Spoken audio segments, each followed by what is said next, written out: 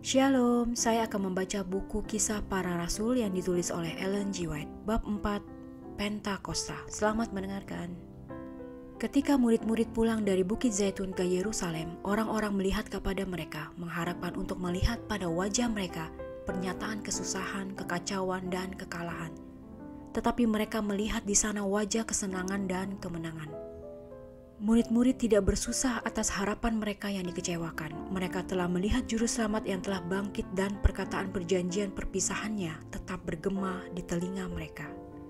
Dalam penurutan kepada perintah Kristus, mereka menunggu di Yerusalem untuk janji Bapa, kecurahan Roh Kudus. Mereka tidak menunggu dengan sia-sia. Catatan mengatakan bahwa mereka senantiasa berada di dalam bait Allah dan memuliakan Allah. Lukas 24 ayat 53. Mereka juga sama-sama mempersatukan permohonan mereka kepada Bapa dalam nama Yesus. Mereka tahu bahwa mereka mempunyai wakil dalam surga, seorang penganjur dalam tahta Allah. Dalam perasaan yang penuh hikmat, mereka bertelut dalam doa mengulangi jaminan. Sesungguhnya segala sesuatu yang kamu minta kepada Bapa akan diberikannya kepadamu dalam namaku. Sampai sekarang kamu belum meminta sesuatu pun dalam namaku. Mintalah maka kamu akan menerima, supaya penuhlah sukacitamu. Yohanes 16 ayat 23-24. Lebih tinggi dan tetap lebih tinggi mereka menunjang tangan iman dengan alasan yang berkuasa. Kristus Yesus telah mati, bahkan lebih lagi yang telah bangkit, yang juga duduk di sebelah kanan Allah, yang malah menjadi pembela bagi kita. Roma 8 ayat 34. Sementara murid-murid menunggu kegenapan perjanjian itu, mereka merendahkan hati dalam pertobatan yang sebenarnya dan mengaku kekurangpercayaan mereka. Sementara mereka teringat akan perkataan yang diucapkan oleh Kristus kepada mereka sebelum kematiannya. Mereka pun lebih mengerti akan maksud yang sebenarnya. Kebenaran yang telah berlalu dari ingatan mereka dibawa sekali lagi kepada pikiran mereka, dan ini mereka ulangi satu sama lain. Mereka sendiri menyesal karena salah mengerti akan juru selamat. Bagai suatu profesi, pemandangan demi pemandangan tentang hidupnya yang luar biasa lewat di hadapan mereka. Sementara mereka merenungkan tentang kehidupannya yang suci, mereka merasa bahwa tidak ada pekerjaan yang terlalu sukar, tidak ada pengorbanan yang terlampau besar. Kalau saja mereka dapat bersaksi dalam kehidupan mereka kepada keindahan tabiat Kristus. Oh, jikalau seandainya mereka bisa mengulang lagi masa 3 tahun hidup bersama-sama. Pikir mereka, alangkah berbedanya tindakan mereka. Jikalau mereka dapat melihat Tuhan sekali lagi, betapa sungguh-sungguh mereka berusaha untuk menunjukkan kepadanya akan dalamnya mereka mengasihi Dia. Dan betapa mereka menunjukkan rasa berdukanya mereka karena telah menyusahkan Dia dengan suatu perkataan atau perbuatan yang kurang percaya. Tetapi mereka telah dihiburkan oleh pikiran bahwa mereka telah diampuni, dan sejauh mungkin mereka memutuskan mereka akan tebus ketidakpercayaan mereka dengan berani mengakui Dia di hadapan dunia. Murid-murid berdoa dengan penuh kesungguh-sungguhan untuk satu kelayakan bertemu dengan manusia, dan dalam pergaulan mereka setiap hari untuk mengucapkan perkataan yang akan memimpin orang-orang berdosa kepada Kristus. Menyisihkan segala perbedaan, segala keinginan untuk keunggulan, mereka datang bersama-sama dalam persahabatan Kristen. Mereka datang lebih dekat dan lebih dekat kepada Allah. Dan sementara berbuat hal ini, mereka sadari satu kesukaan apakah yang telah dimiliki bila diizinkan bersekutu begitu dekat dengan Kristus. Kesusahan memenuhi hati mereka sementara memikirkan tentang berapa banyak kali mereka telah menyusahkan Dia karena lambatnya pengertian mereka, kegagalan mereka untuk mengerti pelajaran demi kebaikan mereka. Ia sedang mencoba untuk mengajarkan mereka. Hari-hari persiapan adalah hari-hari penyelidikan hati yang mendalam. Murid-murid merasa keperluan rohani mereka dan berseru kepada Tuhan dengan perbuatan dan kesungguh-sungguhan kudus yang akan menyanggupkan mereka untuk pekerjaan penyelamatan jiwa-jiwa. Mereka tidak diminta untuk suatu berkat bagi mereka saja. Mereka ditanggungkan beban keselamatan jiwa. Mereka menyadari bahwa Injil harus disampaikan ke seluruh dunia, dan mereka menuntut kuasa yang Kristus telah janjikan. Sepanjang zaman para bapa, pengaruh Roh Kudus telah sering dinyatakan dalam cara yang nyata, tetapi tidak pernah sepenuhnya. Sekarang, dalam penurutan kepada sabda Juru Selamat, murid-murid mempersembahkan permohonan mereka untuk pemberian ini. Dan di dalam surga, Kristus menambahkan pengantaraannya. Ia menuntun pemberian roh supaya ia mencurahkannya ke atas umatnya. Ketika tiba hari Pentakosta, semua orang percaya berkumpul di satu tempat. Tiba-tiba turunlah dari langit suatu bunyi seperti tiupan angin keras yang memenuhi seluruh rumah di mana mereka duduk. Roh itu datang kepada murid-murid yang sedang menunggu dan berdoa dengan sungguh-sungguh sehingga mencapai segenap hati. Yang Maha Kuasa menyatakan dirinya dalam kuasa kepada sidangnya.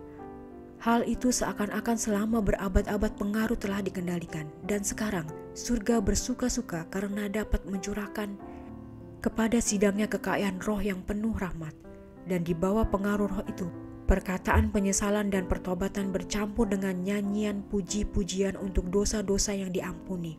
Kata-kata ucapan terima kasih dan nubuatan terdengar. Segenap surga tunduk memandang dan memuja kebijaksanaan dari kasih yang tiada taranya dan tidak dapat dipahami. Hilang dalam keheranan, rasul-rasul berseru, "Di sini adalah kasih."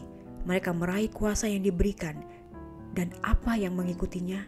Pedang roh yang baru saja ditajamkan dengan kuasa dan dicelupkan dalam terang surga, memotong jalannya melalui kurang percaya. Beribu-ribu orang ditobatkan dalam sehari. Adalah lebih berguna bagi kamu jika aku pergi. Kristus telah mengatakan kepada murid-muridnya, sebab jikalau aku tidak pergi, penghibur itu tidak akan datang kepadamu. Tetapi apabila ia datang, yaitu roh kebenaran, ia akan memimpin kamu ke dalam seluruh kebenaran.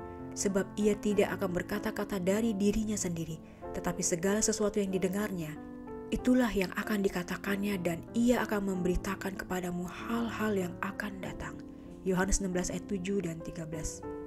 Kenaikan Kristus ke surga adalah tanda bahwa pengikutnya harus menerima berkat yang dijanjikan. Untuk itu mereka harus menunggu sebelum mereka memasuki pekerjaan mereka.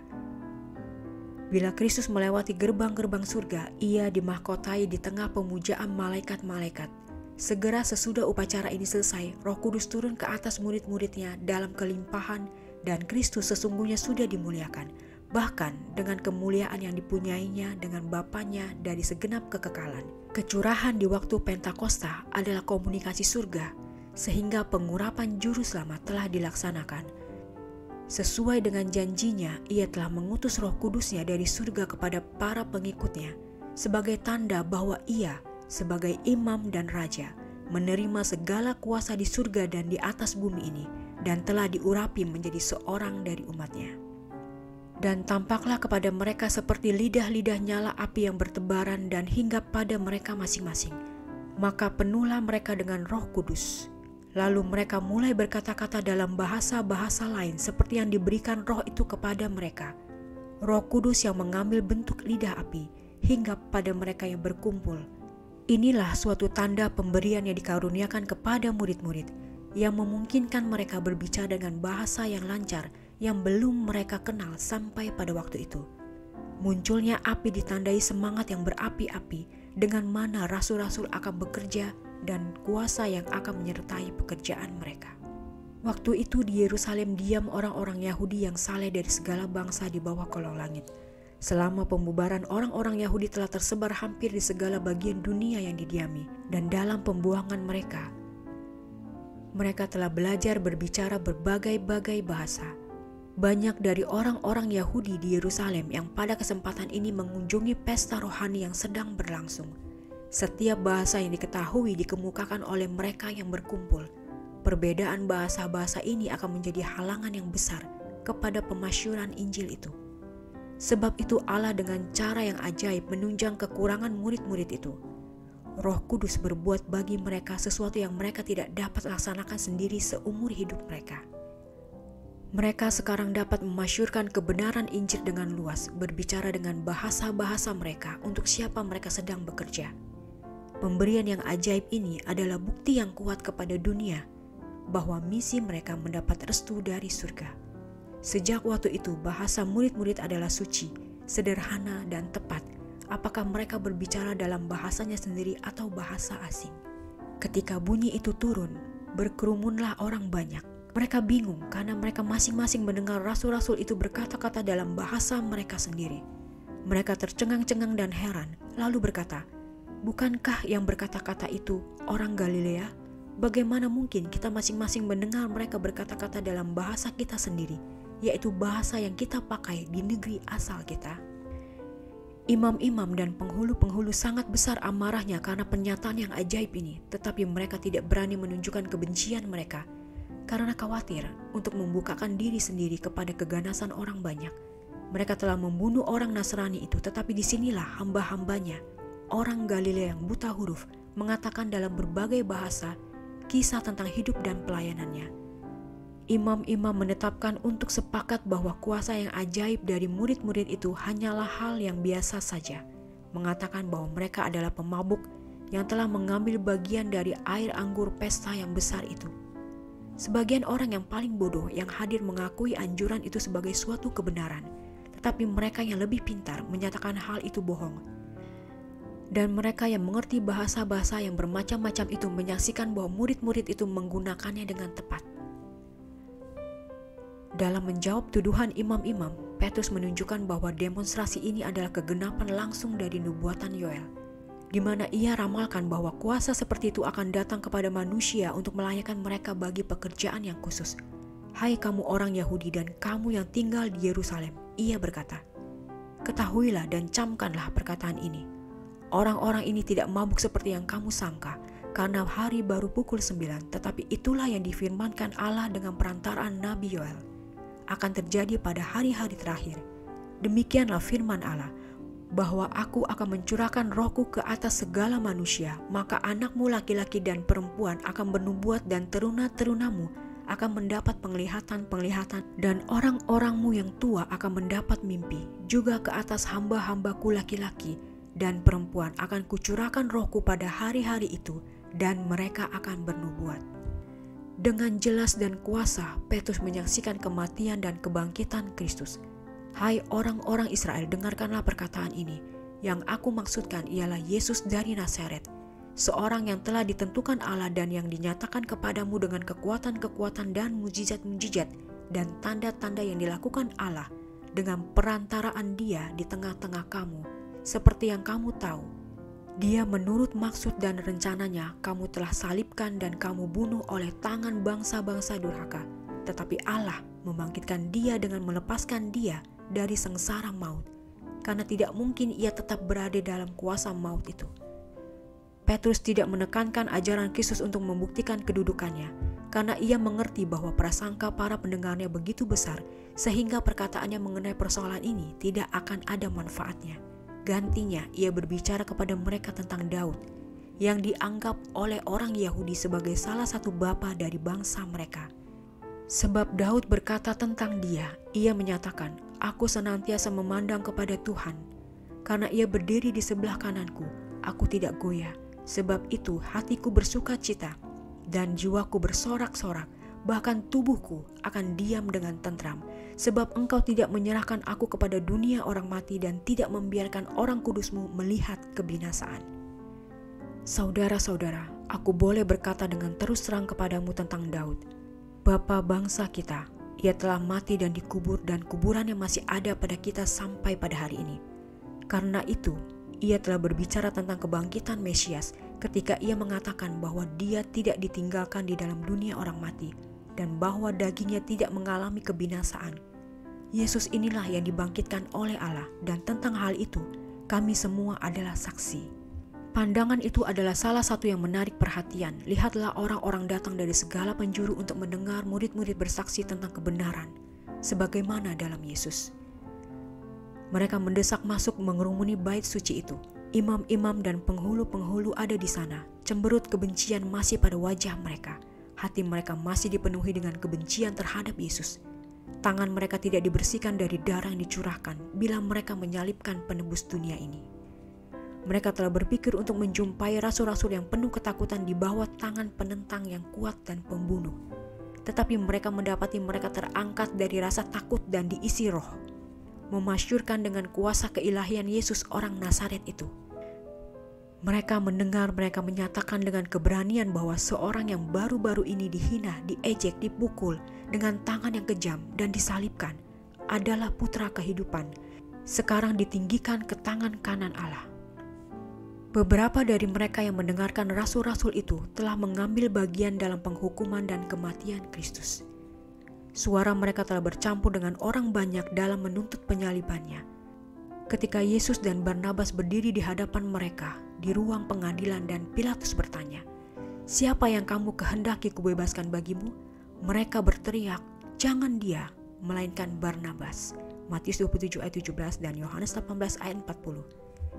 Ketika Pilatus menyerahkan Kristus kepada mereka dengan mengatakan, "Ambil dia dan salibkan dia, sebab aku tidak mendapati kesalahan apapun padanya. Aku tidak bersalah terhadap darah orang itu." Mereka berseru, "Biarlah darahnya ditanggungkan atas kami dan atas anak-anak kami." Yohanes 19 ayat 6 dan Matius 27 ayat 24 sampai 25. Sekarang mereka mendengar murid-murid itu menyatakan bahwa anak Allah itu yang disalibkan. Imam-imam dan penghulu-penghulu gemetar. Kesedihan mencengkam orang banyak. Ketika mereka mendengar hal itu, hati mereka terharu. Lalu mereka bertanya kepada Petrus dan rasul-rasul yang lain, "Apakah yang harus kami perbuat?" Di antara mereka yang mendengar adalah orang-orang Yahudi yang beriman. Tekun dalam kepercayaan mereka, kuasa yang menyertai pembicaraan itu meyakinkan mereka bahwa Yesus adalah Mesias. Jawab Petrus kepada mereka, "Bertobatlah dan hendaklah kamu masing-masing memberi dirimu dibaptis dalam nama Yesus Kristus untuk pengampunan dosamu. Maka kamu akan menerima karunia Roh Kudus. Sebab bagi kamulah janji itu dan bagi anak-anakmu dan bagi orang yang masih jauh, yaitu sebanyak yang akan dipanggil oleh Tuhan Allah kita." Petrus menyuruh pulang orang-orang yang diyakinkan dengan kenyataan bahwa mereka telah menolak Kristus, sebab mereka telah ditipu oleh imam-imam dan penghulu-penghulu, bahwa apabila mereka teruskan untuk mencari orang-orang ini untuk nasihat dan menunggu mereka mengakui Kristus sebelum mereka berani berbuat demikian, mereka tidak pernah akan menerima dia.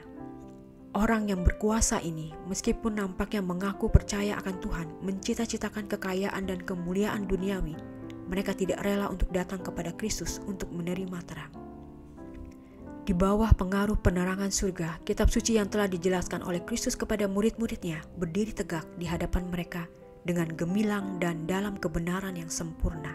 Tirai yang telah menghalangi mereka sehingga tidak dapat melihat kepada kesudahan dari sesuatu yang telah dihapuskan, sekarang telah dialihkan, dan mereka mengerti dengan jelas tujuan misi Kristus dan sifat kerajaannya. Mereka dapat berkata-kata dengan kuasa juru selamat, sementara mereka membukakan rencana keselamatan kepada para pendengarnya. Banyak yang terbukti bersalah dan diyakinkan. Tradisi-tradisi dan tahayul-tahayul yang ditanamkan oleh imam-imam disapu bersih dari ingatan mereka dan menerima pengajaran juru selamat. Orang-orang yang menerima perkataannya itu memberi diri dibaptis, dan pada hari itu jumlah mereka bertambah kira-kira 3.000 jiwa. Para pemimpin Yahudi telah menyangka bahwa pekerjaan Kristus akan berakhir dengan kematiannya, tetapi gantinya mereka menyaksikan pemandangan yang luar biasa dari hari Pentakosta. Mereka mendengar murid-murid dipenuhi dengan suatu kuasa dan tenaga yang belum pernah diketahui, mengkhotbahkan Kristus. Perkataan mereka ditegaskan oleh tanda-tanda dan mujizat-mujizat. Di Yerusalem, kubu agama Yahudi, beribu-ribu orang secara terbuka menyatakan iman mereka kepada Yesus, orang Nazaret, sebagai Mesias. Murid-murid sangat heran dan bersuka cita karena besarnya penuaian jiwa-jiwa. Mereka tidak memandang tuaian yang luar biasa ini sebagai usaha mereka sendiri. Mereka menyadari bahwa mereka sedang masuk ke dalam pekerjaan orang-orang lain. Sejak kejatuhan Adam, Kristus telah mempercayakan kepada hamba-hamba pilihan benih sabdanya itu untuk ditaburkan dalam hati manusia.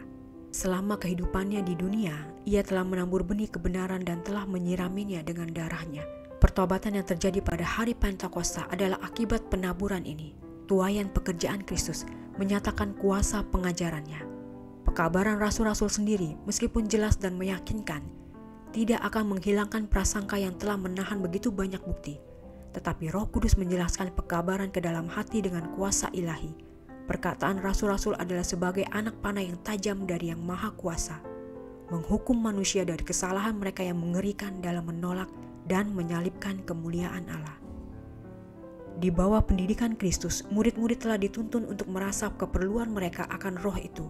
Di bawah pengajaran roh, mereka menerima kecakapan terakhir dan pergi kepada pekerjaan seumur hidup mereka. Mereka tidak lagi bodoh dan tidak beradab. Mereka tidak lagi tanpa pengetahuan dan tidak peradaban. Tidak lagi pengharapan mereka didasarkan atas kebesaran duniawi. Mereka dengan sehati dan sejiwa. Kisah 2 ayat 46 dan Kisah 4 ayat 32. Kristus memenuhi pikiran mereka. Kemajuan kerajaannya adalah tujuan mereka. Dalam pikiran dan tabiat mereka telah menjadi seperti Tuhan mereka, dan manusia mengenal keduanya sebagai pengikut Yesus. Kisah 4 ayat 13. Hari Pentakosta membawa mereka kepada penerangan surga, kebenaran-kebenaran yang tidak dapat mereka pahami ketika Kristus berada bersama-sama dengan mereka, sekarang terbuka. Dengan iman dan jaminan yang mereka belum ketahui sebelumnya, mereka menerima ajaran-ajaran dari Sabda yang kudus. Hal itu bukanlah suatu persoalan iman dengan mereka, bahwa Kristus adalah anak Allah. Mereka mengetahui bahwa meskipun berpakaian jubah kemanusiaan, Ia adalah sesungguhnya Mesias, dan mereka menceritakan pengalaman mereka kepada dunia dengan suatu keyakinan yang membawanya dengan keyakinan bahwa Allah beserta dengan mereka.